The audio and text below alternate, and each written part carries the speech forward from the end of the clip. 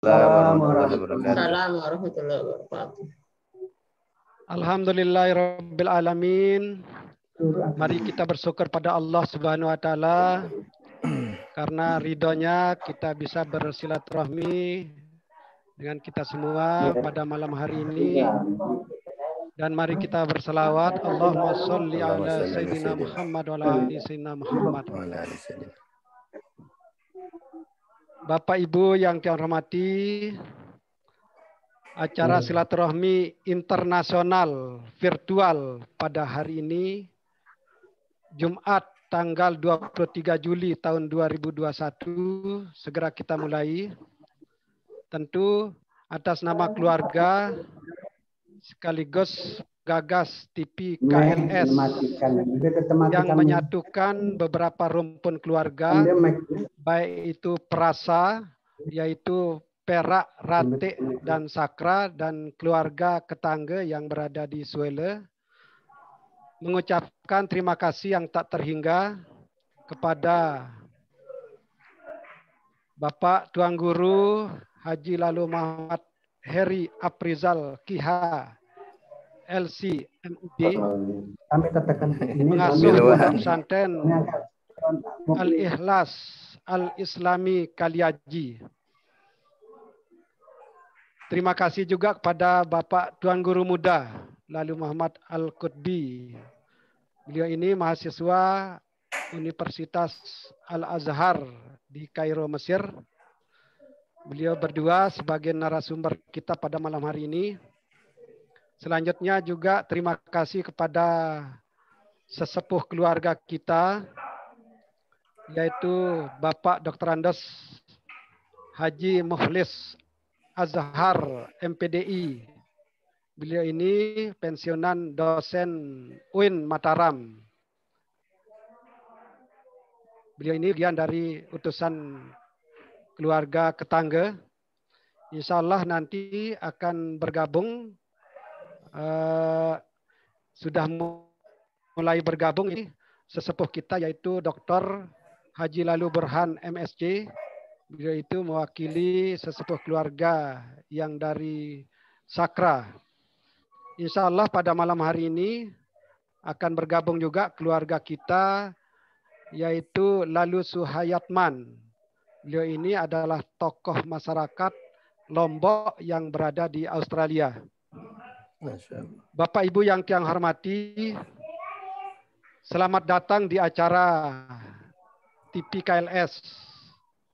TV yang telah memiliki 1.270.000 subscriber.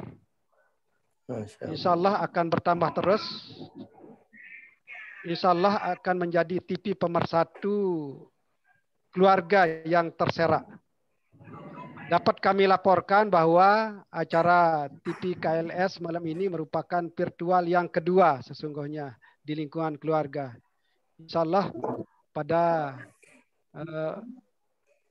acara atau pada hari besar Islam lainnya pada tahun-tahun berikutnya kita coba langsungkan kembali. Tema silaturahmi virtual pada acara TV KLS malam ini yaitu mengetuk pintu langit penolak balak dari Kairo, Mesir. Nah, bagaimana cara mengetuk pintu langit dan bagaimana menghindari balak? Mari kita ikuti tausiah atau arahan dari para narasumber kita. Kita langsung sapa mulai di Bapak Tuan Guru Haji Heri. Kepada beliau waktu 10 menit kami persilahkan. Bismillahirrahmanirrahim. Assalamualaikum warahmatullahi wabarakatuh.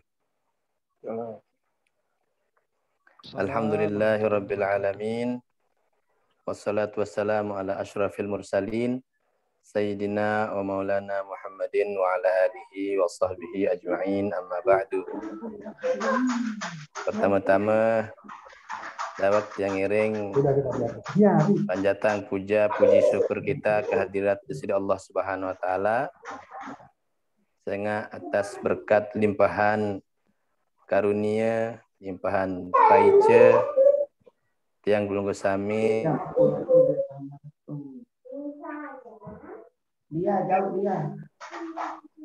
dalam rangka acara silaturahim keluarga KLS yang sangat merasa berbahagia bisa bertemu dengan Nini Mami Sanak Bija Sarale KLS Niki. Berkaitan dengan tema yang dibicarakan pada malam niki, sebagaimana kita ketahui bersama bahwa semakinan niki ruan-ruan ya semakin berombok baik niki. Tapiaran penyebaran atau penularan COVID-19 niki. Nah, mudah-mudahan dengan berkat rahmat dari Allah lama akhir bulan niki PPKM tapiaran PPKM berhenti dan mudah-mudahan benar-benar surut lah atau berhenti penyakit COVID niki. Ini Mami Sanak Bija yang dimuliakan Allah Subhanahu wa taala. Saran penyakit niki atau wabah COVID niki, saran wabah niki juga sampun terjadi ilai di zaman manusia arah ilai namanya penyakit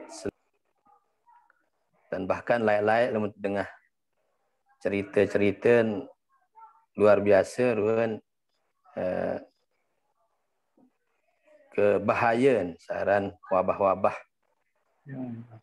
meralai cerita di zaman para sahabat Nabi di negeri Syam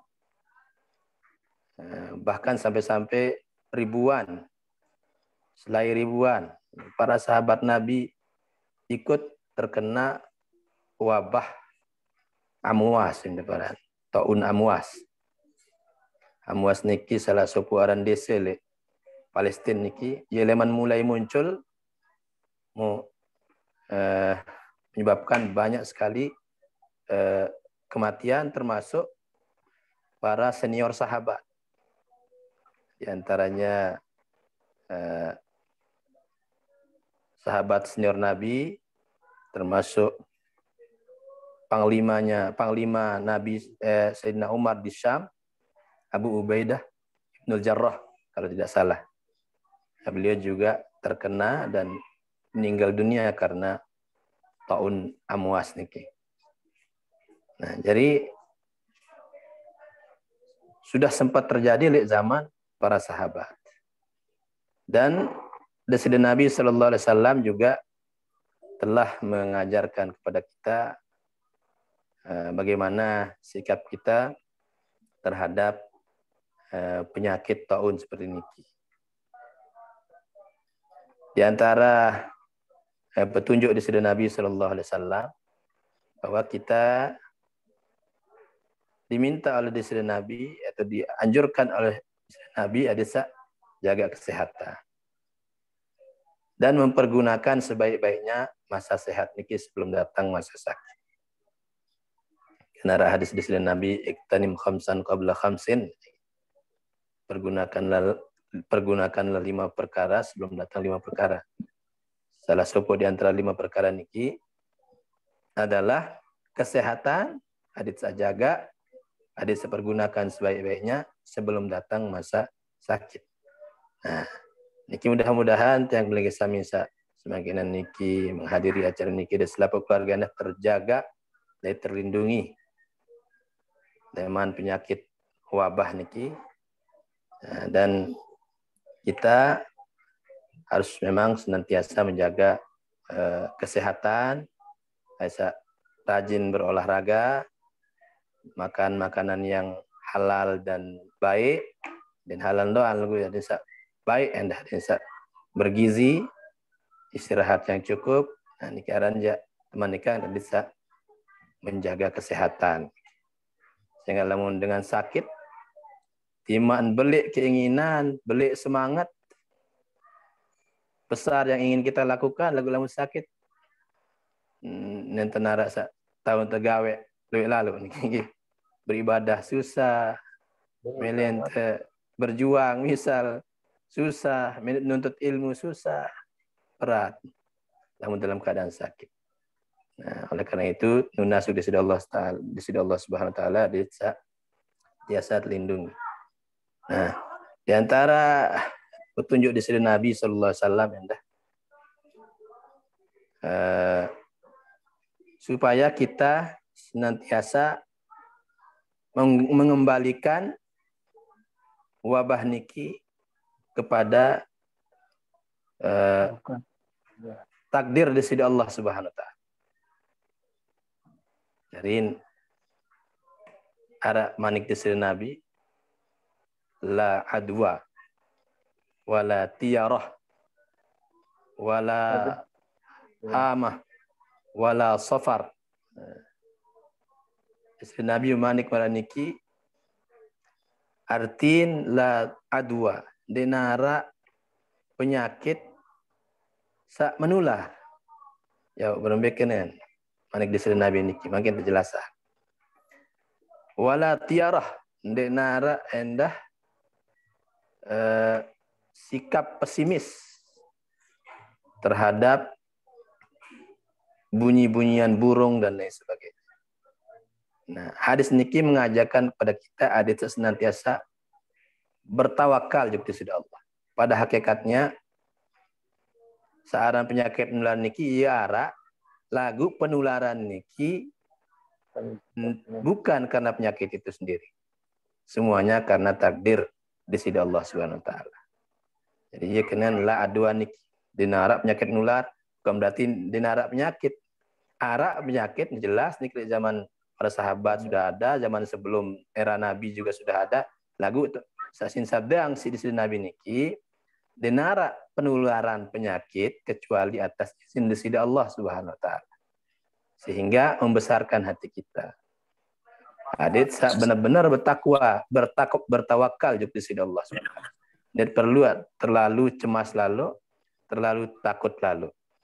Okay. Nah, jadi ini maksud la adwa. Wala tiarah. Layak dengan Arab biasa lamun dengah-dengah angkat beburungan. Lamun burung terbang jok kiri, berarti ini kita berangkat nani gagal, tidak berhasil. Nah, lamun terbang jok kanan, berhasil. Nah, ini adalah kepercayaan-kepercayaan yang tidak benar. Tidak boleh kita pesimis dengan hal-hal yang semacam itu. Harus senantiasa optimis. Harus senantiasa bertawakal. Okay. Wala hamah. Hamah niki burung hantu. Kayak dengan Arab burung hantu berkicau niki berbunyi. Ini tanda kematian. Ini dengan Arab lah. Kepercayaan. Nah, ini juga tenafiang sedih Nabi SAW. Kanggo berpikiran atau berkeyakinan semacam itu. Walau safar. Nah, safar niki kenen bulan safar sebenarnya. Para bulan safar niki lagu dengan Arab peduin kepercayaan bahwa lamun apa-apa bisa tegawe bulan safar biasanya gagal. Nah, apalagi misal merari bulan safar gagal. Jadi kepercayaan dengan Arab jahiliyah, ini kisah Nabi yang di Nabi sallallahu. Dinara jelo sak lengeh, nggih. Selapu jelo solah doa. Perbuatan sak doa ini lengeh ini solah. Jelo aja solah doa insyaallah. Nah, jadi mana niki Deside Nabi menganjurkan kepada kita ada senantiasa optimis, ada senantiasa nabiaran. Sehingga lamun pesimis di hal ini justru yang membuat seseorang cepat tertular oleh wabah penyakit. Nah, namun besar optimismenya, insya Allah dia akan selamat. Dan juga ketawakalan, namun besar ketawakalan di kepada Allah, insya Allah Allah itu adalah sebuah energi. Arak manik desida Nabi tentang penyakit kusta saat menular. Firra minal majzum, firaraka minal asadi. Larilah kamu dari orang yang terkena penyakit juzam atau terkena penyakit kusta. Sebagaimana engkau berlari dari singa. Berambil ketakut tujuk macan dan tujuk singa. Ia tak pelai menghindari piaraan dengan penyakit kusta. Ya, ia tanjurang hadis Nabi. Lagu arak hadis-hadis Nabi lain.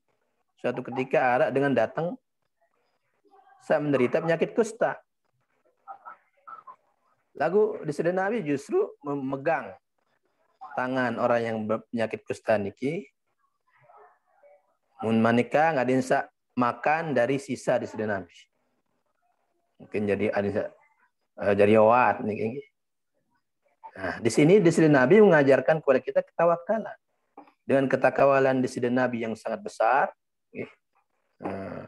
walaupun keadaan seperti itu berhadapan kebetulan dengan orang yang kusta, di sedih Nabi dengan penuh ketawakalan, beliau tidak terkena. Jadi ketawakal ini adalah energi yang sangat luar biasa yang yang melindungi kita. Tawakal bergantung kepada Allah, insyaallah terlindungi kepada Allah Subhanahu wa taala. Dari tenda di antara petunjuk di sisi Nabi, idza sami'tum, di sisi Nabi bersabda, apabila kalian mendengar di ardin, di sebuah wilayah terdapat penyebaran wabah, maka orang yang ada di dalam jangan keluar. Yang kata Nabi. Artinya dengan searak di dalam wilayah terkena wabah, niki harus bersabar. Harus menggantungkan, bertawakal sepenuhnya kepada Allah Subhanahu wa taala. Saya ingat marah baru, penularan penyakit niki semua atas kehendak dari Allah. Lamun tentu penyakit niki menular sendiri, tentu tidak ada orang yang selamat. Di sebuah wilayah yang kena faun atau kena musibah wabah. Lagu sahabat Nabi lah masih loe saya selamat kan. Di masa loe meninggal, loe saya selamat kan.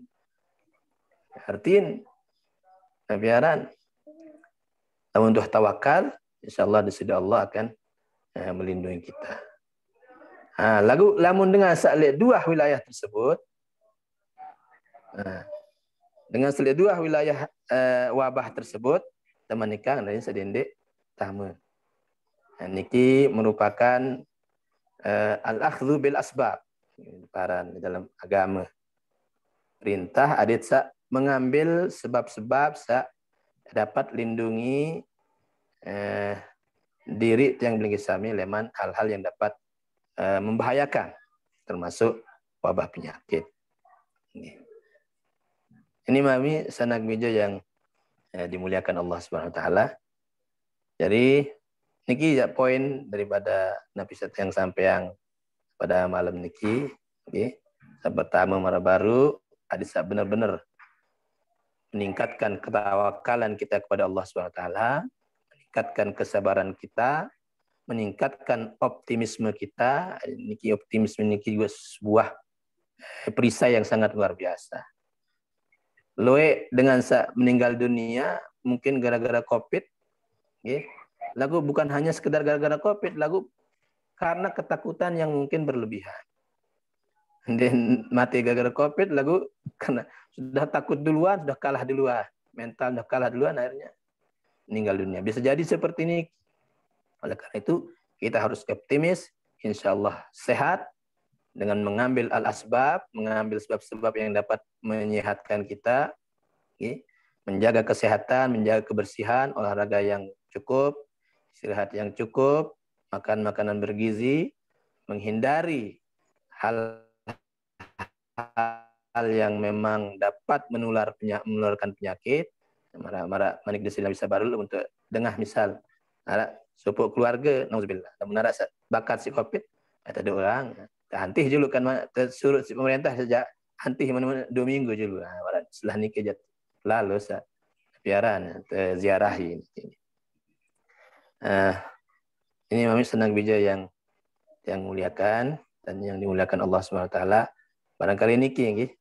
Hanya 10 menit baru nggih. Makin niki tuan guru muda yang ada di Kairo yang masih hangat-hangat, masih semangat menuntut ilmu niki memberikan kita semangat-semangat dan optimisme makin. Nah, tiang ya nyimak niki nggih. Niki ini Mami senang bija. Maaf lah menara hal-hal kurang berkenan le. Tutur kata tiang. Billahi taufiq wal hidayah. Wassalamualaikum warahmatullahi wabarakatuh. Waalaikumsalam warahmatullahi wabarakatuh. Terima kasih Bapak Tuan Guru. Sudah hadir di sini keynote speaker kita yaitu Dr. Haji Lalu Hamzi Fikri. Sebelum ke keynote speaker, kita langsung berikan kesempatan 10 menit kepada Tuan Guru Muda Lalu Muhammad Al-Qutbi yang berada di Kairo, Mesir. Pak disilakan. Oke. Bismillahirrahmanirrahim. Bismillahirrahmanirrahim. Assalamualaikum warahmatullahi wabarakatuh. Waalaikumsalam warahmatullahi wabarakatuh. Alhamdulillahirabbil alamin. Nahmaduhu wa nasta'inu wa nastaghfiruh wa na'udzu billahi min syururi anfusina wa min sayyiati a'malina may yahdihillahu fala mudhillalah wa may yudlil fala hadiyalah. Allahumma ighfir li ummati sayyidina Muhammadin sallallahu alaihi wasallam. Allahumma altub bi ummati sayyidina Muhammadin sallallahu alaihi wasallam. Allahumma arham bi ummati sayyidina Muhammadin sallallahu alaihi wasallam. Allahumma bihaqqi sayyidina Muhammadin, Allahumma bihaqqi bi ummati sayyidina Muhammadin sallallahu alaihi wasallam. Amma ba'du. Al-Mukarramun, para sesepuh keluarga yang ada di Mataram, Dr. Haji Lalu Burhan yang sama-sama kita hormati dan kita muliakan. Kemudian Bapak Tiang juga Dr. Handes Mukhlis Azhari. Niki Tiang perkenalkan niki Tiang nggih. Kemudian Kakanda Tuan Guru Haji Lalu Heri Afrizal. Salam hormat dan yang sama-sama kita muliakan. Keluarga yang ada di Sakra, kemudian keluarga yang ada di Batam, tingkatnya hadirin hadirat yang dirahmati Allah Subhanahu wa taala. Baru saja kita telah mendengar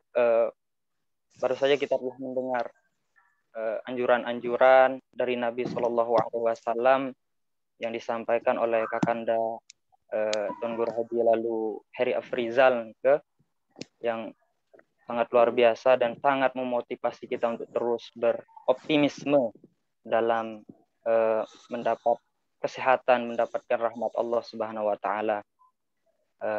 Yang sangat hadirin hadirat yang dirahmati Allah, izinkan Tiang sedikit memberikan tentang maudhu balak ini, sedikit ilmu yang Tiang peroleh dari guru mulia Tiang yang ada di Mesir, Maulana Syekh Sayyid Mukhtar Ali Muhammad Ad-Dusuki, yang insya Allah semoga kita bisa mengamalkan ilmu ini dan kita bisa mengambil faidah, mengambil ibrah dan menjadi keselamatan akidah kita di dunia dan di akhirat. Amin ya rabbal alamin. Amin ya rabbal alamin. Jadi hadirin hadirat yang dirahmati Allah, mami Tiang, ini anak keluarga yang dirahmati Allah. Jadi balak nikah tidak mesti diartikan buruk, seperti yang kami dijelaskan oleh masyaikh kami, guru kami, bala nike tidak mesti buruk. Apa kata beliau? Bala dibagi menjadi 4. Beliau membagi bala nike menjadi 4. Jadi bala yang pertama dinamakan bala intiqam. Napi bala intiqam itu, napi bala intiqam nike, apa yang dimaksud dengan bala intiqam, nggih?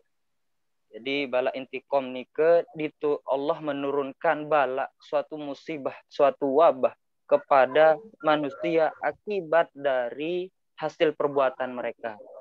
Artinya hasil dari dosa-dosa mereka. Di dalam Al-Qur'an dikatakan fa'aqamna minhum fanzur kaifa kana akibatul mukadzibin. Maka lihatlah kami memberi akibat, memberi hukuman kepada mereka, dan lihatlah apa? Lihatlah itu adalah akibat dari orang-orang yang mukadzibin atau orang-orang kafir. Beliau menjelaskan bahwasanya bala intiqam niki adalah bala yang hanya diturunkan kepada orang kafir saja.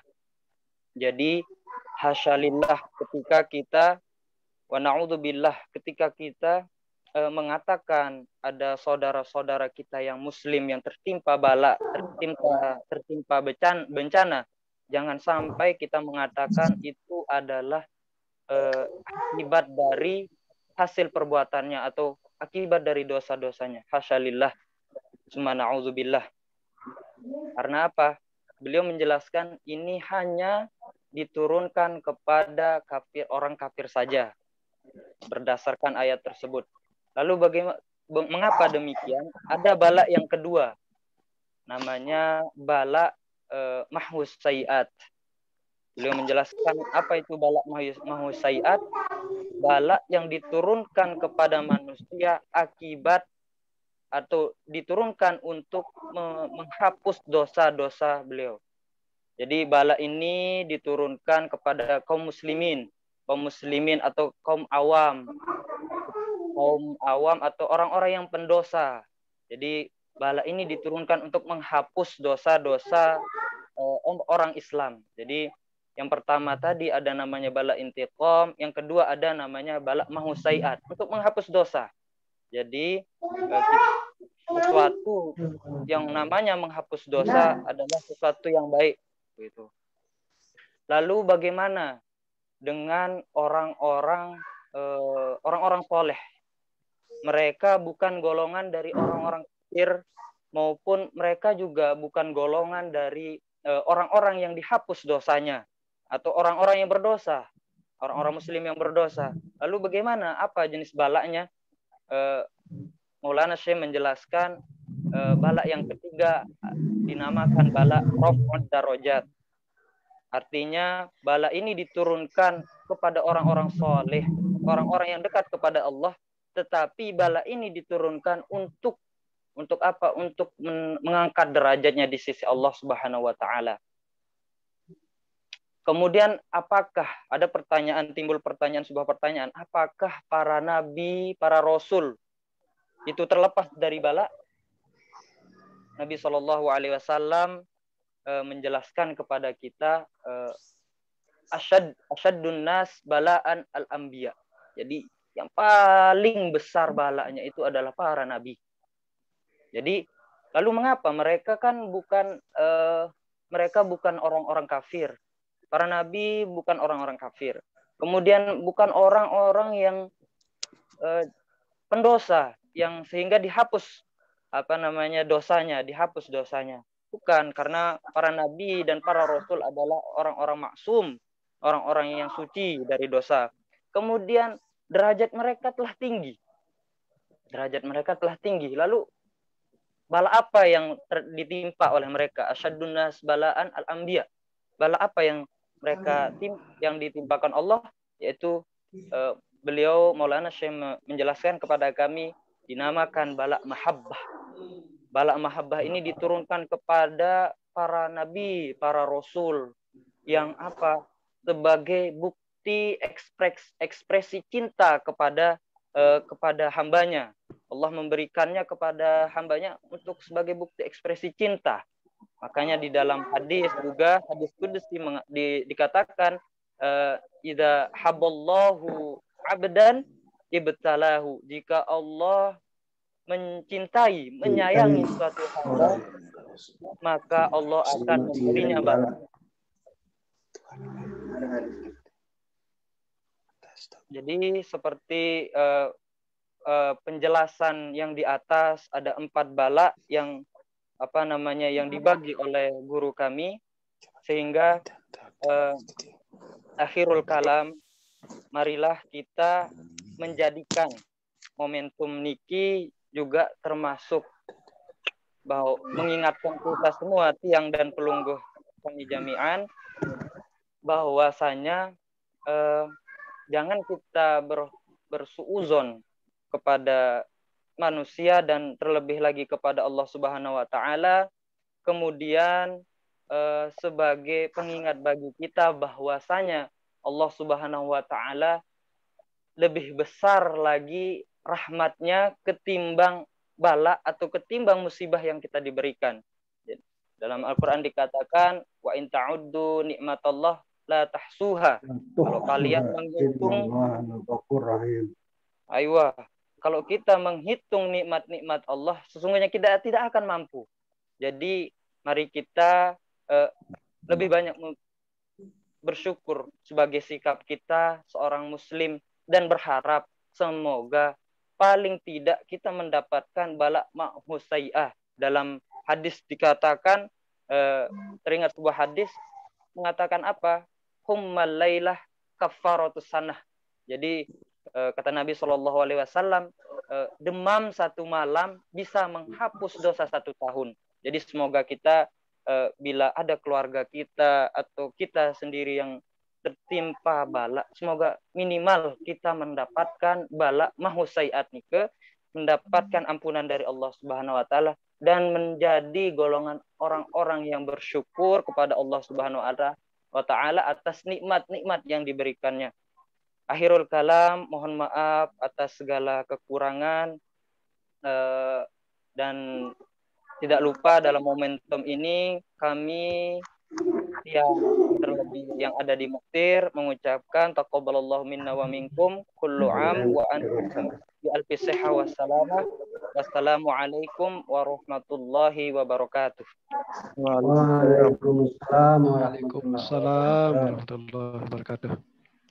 Ya, terima kasih kepada Tuan Guru Muda Lalu Muhammad yang ada di Mesir. Sebelum kita sapa sesepuh kita berikan kesempatan 10 menit kepada Dr. Lalu Hamzi Fikri MM Mars. Beliau ini Kepala Dinas Kesehatan Provinsi NTB selaku keynote speaker. Pada beliau kami silakan.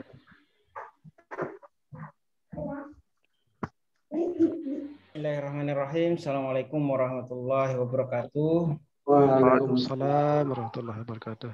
Alhamdulillahirrahmanirrahim. Wassalatu wassalamu ala asyrofil anbiya'i wal mursalin sayyidina Maulana Muhammadin wa ala alihi washabihi ajmain. Alhamdulillah. Ya, di sini kita bisa silaturahim. Sudah hadir juga Al-Mukarram tadi 2 narasumber yang sudah banyak menyampaikan hal-hal yang positif dari aspek spiritual, insya Allah menjadi penyemangat buat kita. Tuan Guru Haji Lalu Heri Al-Farizal dan Tuan Guru Muda kita Lalu Muhammad Al-Qutbi di Kairo, Mesir Al-Azhar, insya Allah mudah-mudahan cepat selesai dan kembali ke tanah air. Dan terutama sesepuh keluarga Ayahanda Dr. Haji Lalu Burhan MSc dan Dr. Andes Haji Muklis, dan juga dan Kayat juga hadir yang di Australia. Dan terima kasih kepada host yang sudah memberikan kesempatannya dan juga pada yang hadir pada kesempatan ini. Insya Allah semua dirahmati Allah. Jadi saya coba melihat dari aspek medis, kemudian dari aspek spiritual, ya, yang tadi sudah banyak disampaikan oleh narasumber sebelumnya, sedikit berbagi bahwa sesuai dengan materi yang kita bahas malam ini terkait doa untuk keselamatan manusia. Kemudian yang menarik tadi adalah mengetuk pintu langit penolak bala. Itu judul yang relevan dengan kondisi kita saat ini. Kita ketahui bersama bahwa memang tadi yang disampaikan COVID-19 yang memang sejak awal 31 Desember 2019 yang berasal dari klaster Wuhan, kemudian kita ingat Organisasi Kesehatan Dunia WHO menetapkan COVID-19 ini sebagai Public Health Emergency International Concern. Jadi wabah yang memang menjadi perhatian. Ya. Kemudian dalam perjalanannya saat ini pandemi ini masih berlangsung dan ditambah dengan peningkatan jumlah kasus yang terus-menerus sampai para ahli pun mengatakan tidak tahu kapan pandemi ini berhenti. Dan juga ditambah adanya varian baru saat ini, tidak hanya varian yang sumbernya dari Wuhan, ada juga yang memang varian Delta, belum lagi nanti ada varian apa namanya, ya ada Lambda lagi, ya. Jadi kalau kita lihat ini virus yang memang diciptakan oleh Allah, dia makhluk hidup, ya tentunya ada bertahan untuk hidup, ya sama seperti kita. Ketika ada terancam, dia akan melakukan mutasi ataupun evolusi. Kasus terakhir di dunia yang saat ini hampir 192 juta kasus, kemudian update terakhir dengan kasus memang fluktuatif terus, ya 4,1 juta yang meninggal kalau bicara dunia, ya. Kemudian lebih Indonesia lagi kita lihat per kemarin 3 juta lebih, ya. Kemudian yang meninggal itu kasusnya meninggal sekitar 80 ribuan memang. Nah, di NTB kita sekitar 18.000 dan kematian 657 kasus, ya. Dengan kasus yang fluktuatif ini, tadi ada hal yang positif yang saya bisa ambil dari Tuan Guru Heri, ya. Bahwa sebenarnya Tuhan menciptakan kita ada semacam hormon bahagia dan hormon stres namanya. Kalau hormon bahagia itu ada yang menimbulkan rasa bahagia, rasa senang. Ada hormon serotonin namanya yang membuat mood kita meningkat. Ada juga hormon oksitosin yang menumbuhkan rasa cinta dan hormon endorfin yang menyebabkan pereda rasa nyeri. Nah, ini ada resep khusus yang tadi saya ambil hikmahnya adalah ketika kita tenang, ketika kita banyak berdoa, kemudian mood kita bagus, hormon-hormon bahagia ini akan keluar. Tapi sebaliknya ketika kondisi kita stres, ada hormon kortisol yang membuat orang merasa terancam, itu akan keluar dari tubuhnya. Belum lagi ada hormon adrenalin. Kalau menghadapi suatu situasi yang berbahaya, kemudian ada rasa ketakutan yang berlebihan, kedua hormon ini bisa merusak. Nah, itulah ketika segala ikhtiar sudah kita lakukan, baik itu keilmuan manusia dengan berbagai jurusnya untuk melawan COVID ini, ya, kemudian strategi vaksinasi, ya, kemudian vaksinasi yang harapannya bisa herd immunity, ya, dan herd immunity ini tentunya tujuannya bagaimana vaksinasi itu menjadi proteksi perlindungan untuk individu seseorang dari aspek kesehatan. Tapi kalau kita lebih mendalami lagi sebenarnya ada kekuatan dari doa di situ. Saya ingin mengambil bahwa mungkin yang lebih ada hadis ataupun bahwa doa itu sebagai senjata bagi orang yang beriman, gitu kan. Doa itu ketika orang berdoa ada sebagai penenang jiwanya, sehingga merangsang hormon-hormon bahagia itu keluar. Hormon dopamin tadi contoh ketika kita berdoa. Kemudian kita pahami juga bahwa menimbulkan rasa optimis dan semangat hidup. Itulah kekuatan dari doa. Tentunya kita sebagai makhluk yang beragama, ya, wajib meminta kepada Allah agar kita diberikan ampunan dan rahmat untuk kita semua. Suasana kebatinan kita tentunya dengan kesadaran spiritual kita yang sama, manusia itu adalah makhluk yang lemah.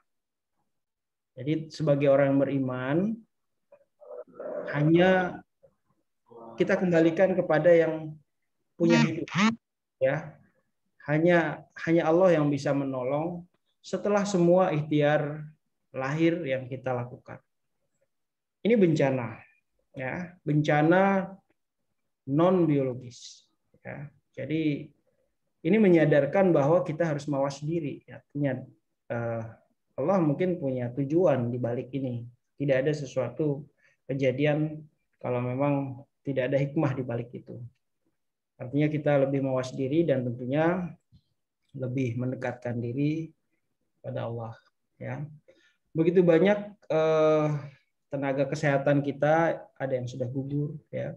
Tokoh agama kita, ulama, aktivis, guru, dosen, TNI, Polri, pemuda, bahkan orang-orang yang tercinta, ada yang sudah mendahului kita. Ya. Segala ikhtiar sudah kita lakukan, strategi sudah dilakukan, ya. Pada akhirnya semua ikhtiar sudah dilakukan, kembali bahwa penyerahan diri sebagai bentuk manusia yang memang terhubung secara spiritual kepada yang memberi hidup. Ini adalah cara sebagai seorang muslim tentunya. Begitu banyak manifestasi klinis yang ditimbulkan oleh si COVID ini. Ada yang tidak percaya juga dengan COVID, ya. Ada yang karena bagian dari rejectnya. Tapi ketika kita lihat kasusnya memang ada, ya. Penyakit COVID virus ini yang kita pelajari dari ilmu kedokteran bahwa ini adalah self-limiting disease. Self-limiting disease ini adalah bagian dari penyembuh itu, bagian terbesar adalah dari diri sendiri. Nah, ini yang tentunya dari kalangan ilmu kedokteran sudah menyadari ini. Kaitannya dengan apa? Imunitas tadi. Imunitas tubuh. Semakin kuat imunitas orang, walaupun dia berbagai ada komorbid, ada penyakit yang memang menyertai, ya, tapi imunitasnya kuat, dia masih bisa bertahan. Ada yang gejalanya asimptomatis, katanya tidak punya gejala, ya, tapi dia bisa menularkan, ya.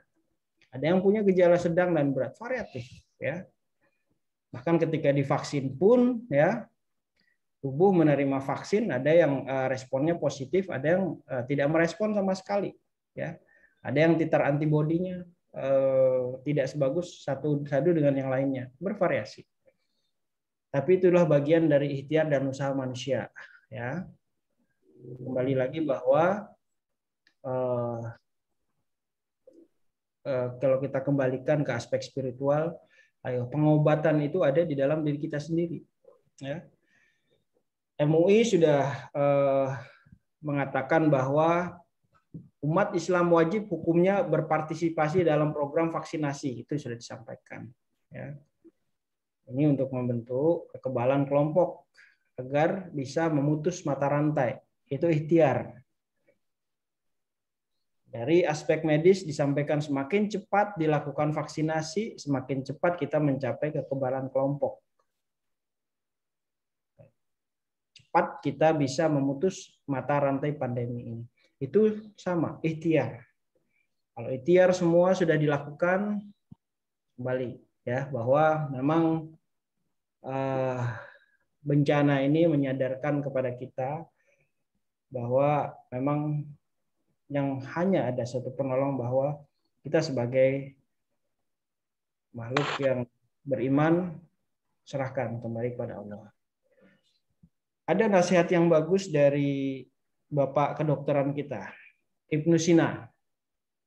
Ya, hidup pada tahun 980 sampai 1037 Masehi, ya. Satu kalimat yang disampaikan, di 2 atau 3 kalimat ingat saya, ya. Disampaikan kepanikan adalah separuh dari penyakit, itu yang Ibnu Sina katakan. Ketenangan adalah separuh obat, dan kesabaran adalah awal kesembuhan. Ini luar biasa kalimat Ibnu Sina, ya.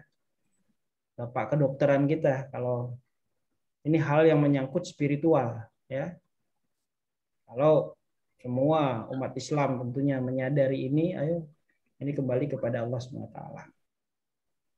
Jadi mudah-mudahan forum silaturahim ini bisa membawa manfaat buat kita semua, dan tentunya kita bisa sama-sama menjadi pahlawan buat diri sendiri dan orang lain. Minimal saat ini anjuran pemerintah yang harus dijalankan, perketat dan perkuat protokol kesehatan itu ikhtiarnya dengan memakai masker, ya. Kemudian ikhtiarnya mencuci tangan, dan sudah ada dalam agama kita untuk wudhu, ya, ada. Dan ini habit yang harusnya sudah bisa kita lakukan. Jaga jarak bagi memang untuk menghindari, untuk mencegah itu sebenarnya, ya. Tapi seringnya ada pro kontra dan lain sebagainya, ya. Tapi itulah pro kontra itu biasa kita bisa terjadi, ya. Tapi intinya itulah semua bagian dari ikhtiar, ya. Semoga kita semua tetap diberikan kesehatan dan keafiatan, dan tentunya tetap istiqomah untuk menjalankan protokol kesehatan, dan kembali lebih memperkuat kepasrahan dan doa kita kepada Allah setelah ikhtiar maksimal kita lakukan. Demikian, semoga bermanfaat. Assalamualaikum warahmatullahi wabarakatuh. Waalaikumsalam warahmatullahi wabarakatuh. Ya, terima kasih pada keynote speaker kita, yaitu Dr. Haji Lalu Hamzi Fikri, MM Mars, Kepala Dinas Kesehatan Provinsi NTB. Selanjutnya kita berikan kesempatan kepada sesepuh keluarga kita. Mungkin ada tanggapan, pertanyaan atau saran, masukan dari sesepuh keluarga kita. Kita mulai dari yang sudah muncul di sini, Bapak Haji Dr. Andes Haji Mukhlis Azharuddin. Beliau ini pensiunan dosen UIN Mataram. Kepada beliau disilahkan. Bismillahirrahmanirrahim. Assalamualaikum warahmatullahi wabarakatuh. Waalaikumsalam. Bismillahirrahmanirrahim. Wa nastaghfiruh wa na'udzu billahi min syururi anfusina wa min sayyiati a'malina. May yahdihillahu fala mudilla lahu wa may yudlil fala hadiya lahu. Asyhadu an la ilaha illallah wa asyhadu anna Muhammadan abduhu wa rasuluh. La nabiyya ba'dahu. Amma ba'du.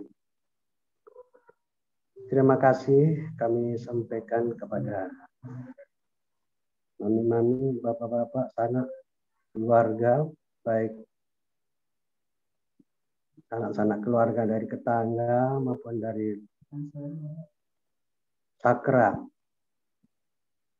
Dalam hal ini barangkali kami tidak banyak menyampaikan kata-kata sambutan, barangkali karena sudah anggap sudah cukup. Sudah banyak sekali yang kita dengar dari pembicara yang terdahulu. Karena itu juga barangkali di samping itu juga terus terang aja yang sebenarnya agak kurang sehat juga. Ini agak tenggorokan ini kurang anu ya, kurang apa istilahnya. Oleh karena itu barangkali cukup itu saja barangkali yang saya sampaikan, dan kami sekeluarga di Dasan Agung Mataram menyampaikan sekali lagi ucapan selamat Hari Raya Idul Adha atau Hari Raya Kurban. Minal aidin wal faizin wal makbulin untuk semua sanak-sanak keluarga dimanapun berada. Mohon maaf lahir dan batin. Itu aja barangkali yang bisa saya sampaikan. Sekali lagi mohon maaf dan terima kasih. Wassalamualaikum warahmatullahi wabarakatuh. Waalaikumsalam warahmatullahi wabarakatuh. Oke, terima kasih dari sesepuh keluarga yang di Ketangga, Kecamatan Suela. Selanjutnya mohon arahan sambutan atau tanggapan atau masukan dari sesepuh keluarga Sakra, yaitu Dr. Haji Lalu Burhan MSc. Kepada beliau disilakan. Bismillahirrahmanirrahim. Assalamualaikum warahmatullahi wabarakatuh. Waalaikumsalam warahmatullahi wabarakatuh. Sayyidina Muhammadin wa ala alihi washabihi majma'in. Amma ba'd. Qala Allah Ta'ala fil Qur'anil Karim, ma asaba min musibatin illa biidznillah. Wa may yu'min billah yahdi qalbuhu wallahu bikulli syai'in alim. Tidak ada satu musibah apapun yang menimpa seseorang kecuali dengan izin Allah. Dan siapa yang beriman kepada Allah, niscaya dia akan memberi petunjuk kepada hatinya. Allah Maha mengetahui segala sesuatu. Sadaqallahul azim, firman Allah dalam ayat 11. Mami-mami ini selapu searah kemudian yang muda kita yang masih ada di Mesir yang saya hormati. Jadi firman Allah yang saya sampaikan tadi adalah sebagai satu respon kita khususnya umat Islam dalam menghadapi bala yang disampaikan oleh guru muda kita tadi, ada 4 macam.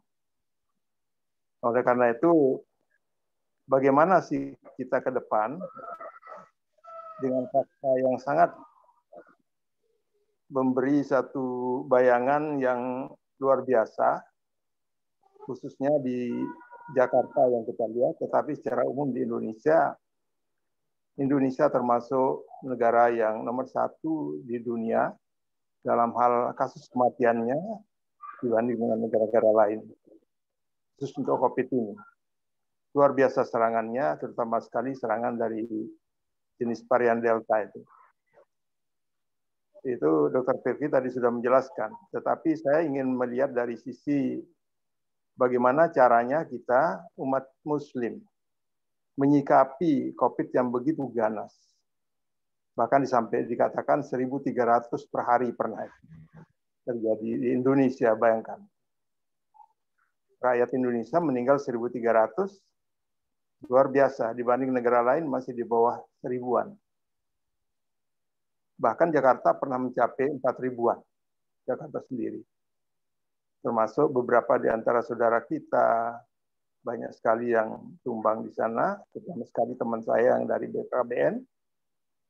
Saya prihatin sekali mendapat berita yang setiap hari saya melihat ada kasus masuk ICU, dan sekarang juga yang terjadi di NTB, teman-teman kita dari pensiunan, ada yang masuk ICU di hasil provinsi, yang mudah-mudahan kita doakan bisa segera sembuh kembali. Nah, bagaimana sikap kita tentunya sebagai umat Islam dalam hal ini adalah, pertama, kita harus banyak diam di rumah dan lakukan social distancing. Itu anjuran Islam. MUI sudah mengatakan seperti itu. Jangan terlalu banyak kita berkeliaran agar tidak terlalu banyak wabah ini merajalela kemana-mana.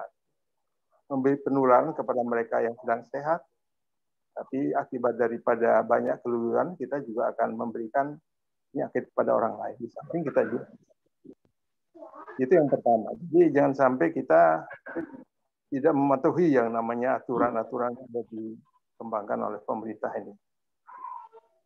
Yang paling penting di sini adalah istilah social distancing, itu jaga jarak, pakai masker dan cuci tangan, itu aja yang paling utama.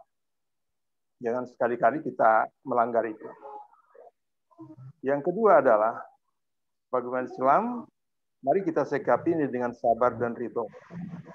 Jadi betul-betul kita tidak menganggap itu sebagai satu musibah pada kita yang barangkali terlalu banyak dosa, tetapi itulah ujian dari Allah kepada umat Islam yang saat ini sedang diberikan, mampu nggak kita itu bertahan dan ridho terhadap ujian ini.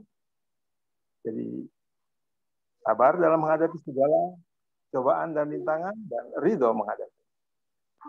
Yang ketiga, kita berharap pahala untuk berdiam di rumah itu walaupun terasa bosan jenuh.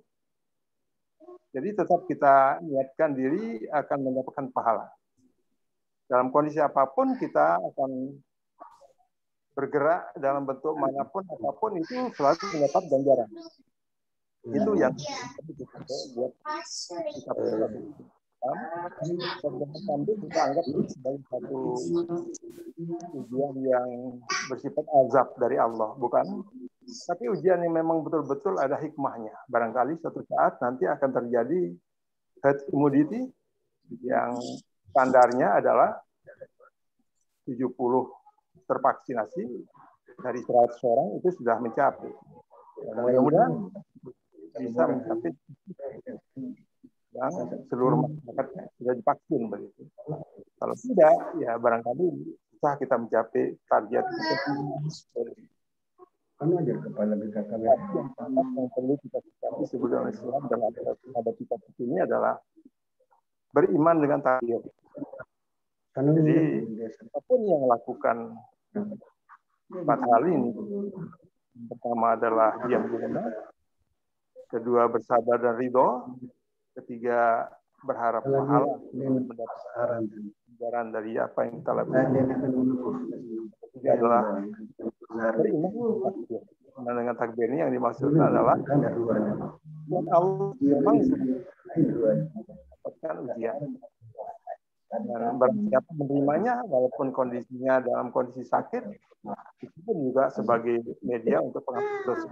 Itu dikatakan tadi oleh muda kita. Jadi terimalah apa yang terjadi. Kalau memang sudah terjadi ya terjadilah. Tapi takdir di sini betul-betul kita tidak takdir dalam bentuk paham yang pasrah total, tidak dalam bentuk aliran yang qadariyah, bukan. Tetapi lebih kepada qadariyah.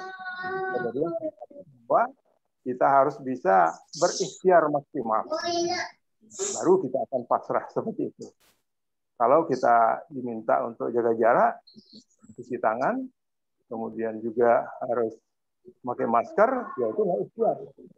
Harus kita berikhtiar dengan 3 cara itu, kemudian Allah mentakdirkan kita untuk sakit dan bahkan meninggal. Nah itulah tempat kita harus berserah diri. Jadi takdir itu memang terjadi dan memang terjadi peristiwa. Kan dikatakan, wah memang takdir saya harus meninggal, bukan? Itu bukan takdir itu. Itu belum masuk takdir. Jadi ini secara beda. Dan siapapun melakukan hal itu akan dapat pahala. Insyaallah.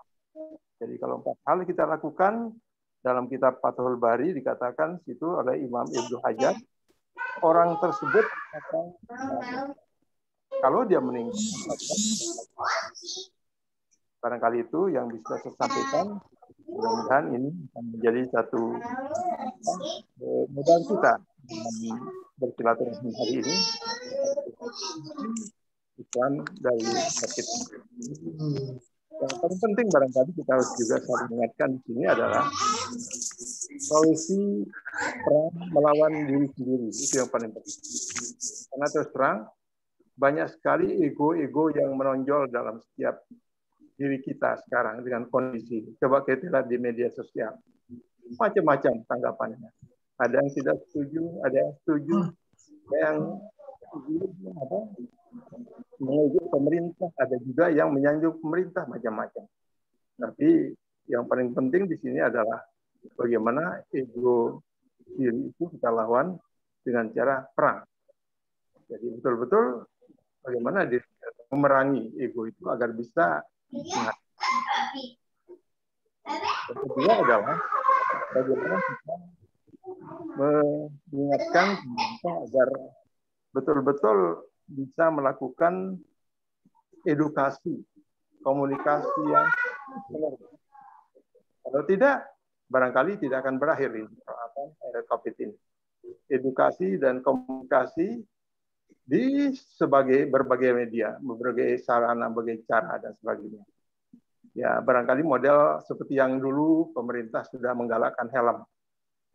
Kita lihat helm itu pertamanya memang acuh-acuh, tapi setelah diberikan satu media dalam bentuk gambar orang pecah kepala tidak pakai helm, akhirnya mereka sadar sendiri, datang ke mereka kesadaran itu. Sehingga sekarang helm itu merupakan kebutuhan. Itulah nanti COVID ini. Masker itu akan kebutuhan. Karena kita lihat fakta-fakta yang terjadi seperti sekarang. Itu barangkali solusi yang saya berikan himbauan kepada pemerintah. Demikian, terima kasih. Assalamualaikum warahmatullahi wabarakatuh. Waalaikumsalam. Waalaikumsalam warahmatullahi wabarakatuh. Oke, terima kasih Kak Tuan. Kita langsung sapa. Apakah sudah hadir sesepuh kita yang dari Australia, yaitu Lalu Suhayatman? Mungkin dari rumah kita sih. Belum bergabung ya. Sementara beliau bergabung, keluarga kita yang di Australia, kita langsung sapa sesepuh kita, yaitu Haji Lalu Abdi Manap yang berdomisili di Swangi. Assalamualaikum, Tuan Haji Lalu Abdi Manap. Bisa mendengar suara tiang?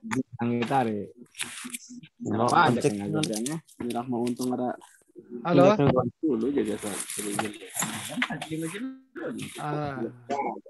Kayaknya gangguan suara ini. Tiang sapa kembali. Tuan Haji Lalu Abdi Manap, bisa mendengar suara tiang? 140. Ya, karena tidak bisa nyambung, audio terganggu. Kita coba sapa keluarga yang di Rate, Sakra, Kanda Haji Lalu Muhammad. Halo, Assalamualaikum, Tuan Haji Lalu Muhammad. Masih connecting to audio, ini masih gangguan. Kita coba sapa keluarga kita Lalu Ramli. Ya, halo. Silakan Lalu Ramli, mungkin ada tanggapan, pertanyaan, saran kepada kita semua. Silakan.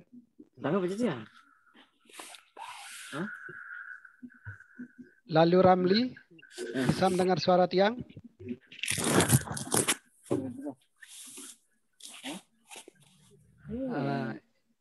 Ini masih gangguan teknis juga. Ada keluarga kita yang di Kuta Bali. Assalamualaikum. Bisa mendengar suara tiang? Halo. Waalaikumsalam warahmatullahi wabarakatuh. Sila, mungkin ada tanggapan, pertanyaan, saran, masukan dari kepada kita semua.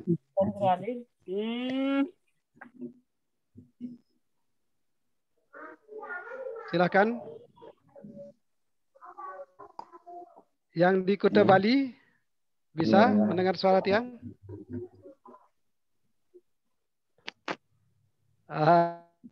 Segan juga ini. Okay.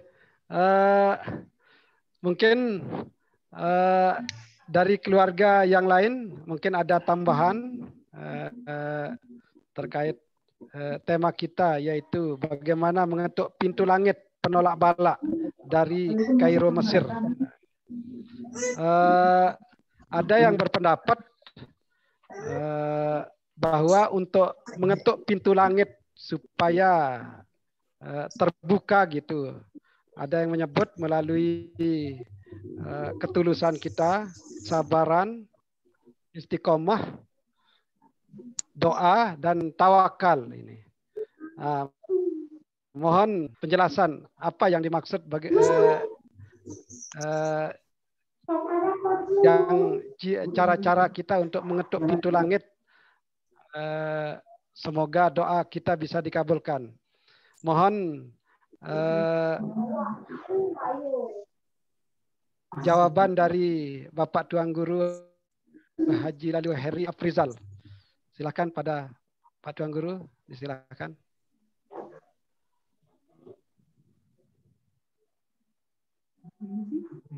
Halo?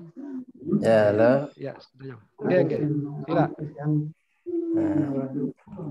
Bismillahirrahmanirrahim. Dari pertanyaannya, bagaimana cara kita mengetuk pintu langit supaya doa kita terkabul.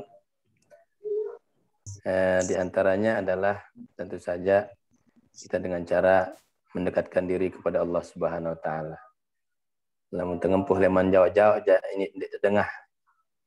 Lamun rapat-rapat sambil mesej-mesej aja insyaallah. Nggih. Artinya niki semakin dekat kita kepada Allah Subhanahu wa taala, insyaallah doa kita akan semakin mudah terkabul oleh Allah Subhanahu wa taala.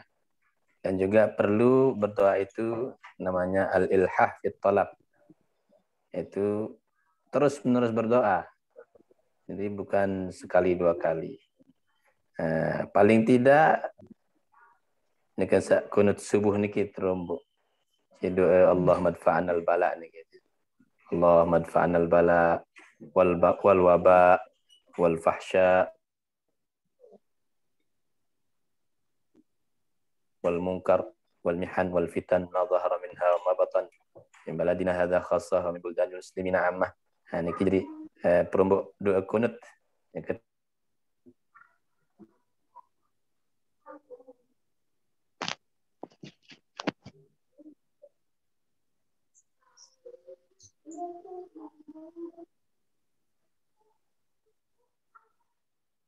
mendekatkan diri, kemudian juga berdoa,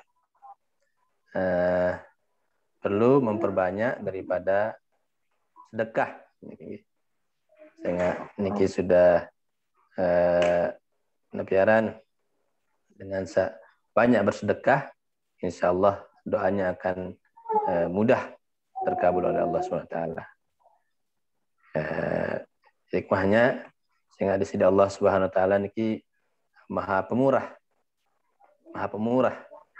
dan senantiasa memberi, mengabulkan doa dan lain sebagainya. Ketika seorang hamba niki rajin bersedekah, maka insya Allah Allah akan memudah mengabulkan doanya. Misalnya nanti di akhirat, di sebuah hadis niki ada dengan di bawah dunia luwe gati dosa salah. Jika saya terima kitab niki sepanjang sejauh pandangan mata isi dosa salah doa. Lelah malaikat.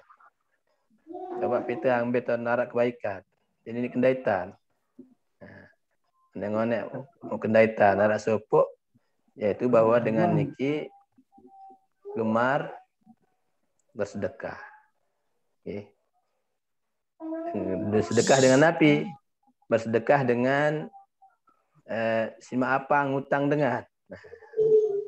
Jadi ada dengan saya berutanyuk nia, dengan lateng lalu nagih, kebetulan di manara. Kalau gitu saya beri waktu, tambah waktu. Ditambah waktu, masih dah di manara sini nyugulang, nggak sima apa.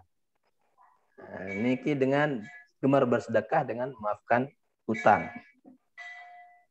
Nah, kemudian Nabi manik di sisi Allah, padahal dengan keluh dosa. Maning di sisi Allah, aku lebih berhak untuk memaafkan orang ini. Ya. Saya suka memaafkan utang orang. Maka Allah berfirman, aku lebih berhak untuk memaafkan orang ini. Artinya, lamun yang memiliki sami niki rajin bersedekah, dermawan, insya Allah Allah juga akan lebih berhak untuk memberikan doa-doa kita. Jadi niki yang di antara cara kita supaya doa kita terkabul, ya selain tentunya dengan al-akhdhu bil asbab yang sampai yang baru, mengambil atau melaksanakan sebab-sebab kesehatan. Laksanakan sebab-sebab kesehatan. Mari ini kami itu kan. Oke, terima kasih Tuan Guru Haji Lalu Heri Afrizal.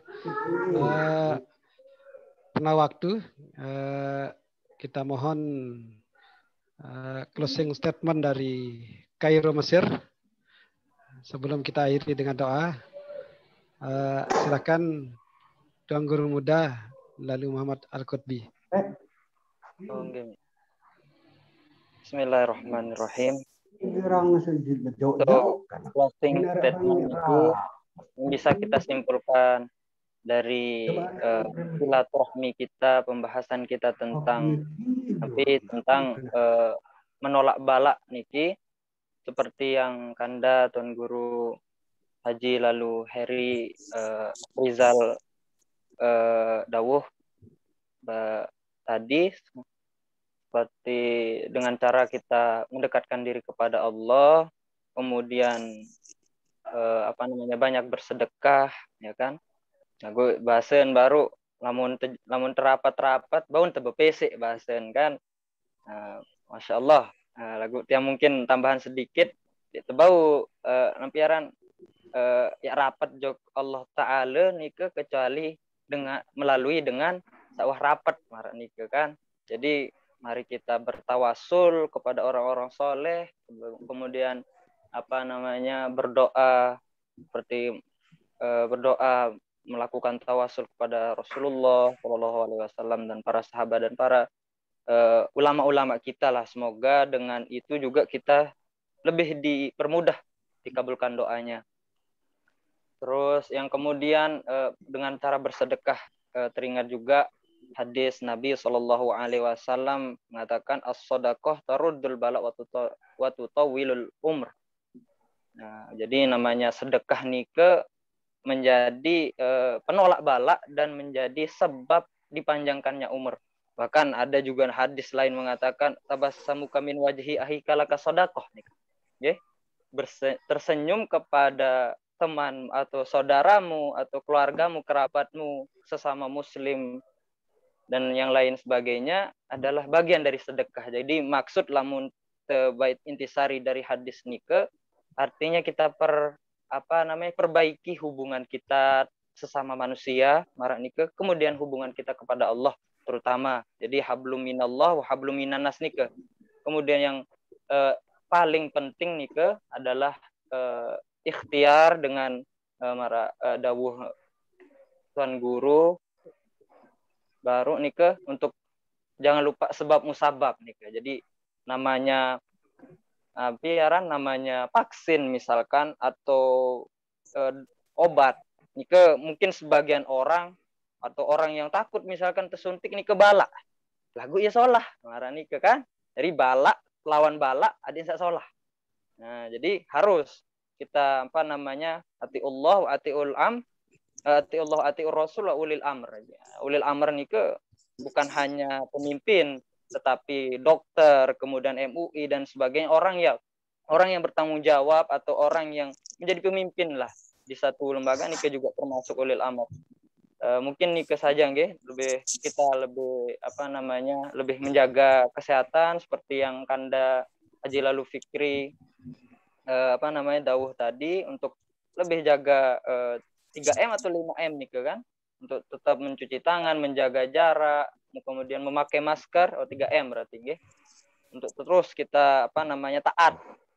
Karena yang namanya virus niki sesuatu yang memang tidak terlihat. Jadi enggak kita sebagai orang yang enggak tahu di bidang nike dengerin orang yang mendengarkan orang yang paham. Nah, kita punya Kanda lalu pikiri tadi seorang dokter mengatakan itu, ya udah kita ikutin, kita jaga itu bersama, apa yang aturan dari pemerintah, anjuran dari dokter dan sebagainya, dan semoga kita termasuk menjadi hamba-hamba yang bersyukur juga nggih, untuk terus bersyukur bahwa enggak sih anapiarana yang tajar si gurun tiang untuk terus bersyukur, karena lamun tuah bersyukur nike sesuai insyaallah nikmat dari ini nggih. Mudah-mudahan terima juga nasibnya dan terus ikhtiarkan dan bersyukur. Nah, seperti itu. Seperti yang Tuan Guru juga bilang tadi, bersabar, kemudian bertawakal, ridho, semuanya. Insyaallah mungkin situ saja nggih. Sekian, wassalamualaikum warahmatullahi wabarakatuh. Waalaikumsalam. Waalaikumsalam warahmatullahi wabarakatuh. Kalau tidak ada yang menyampaikan unek-unek, mari kita akhiri. Ini yang Kuta Bali sudah ada audionya, mungkin ada saran pendapat. Kalau tidak ada, mari kita akhiri dengan doa. Mohon dipimpin oleh Bapak Dr. Andes Haji Mukhlis Azharuddin MPDI. Pada beliau disilahkan.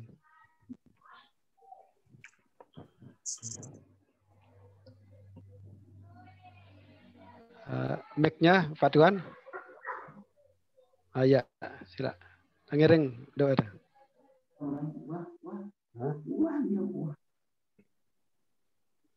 Sila tangiring bareng-bareng berdoa, mohon kepada Allah Subhanahu wa taala.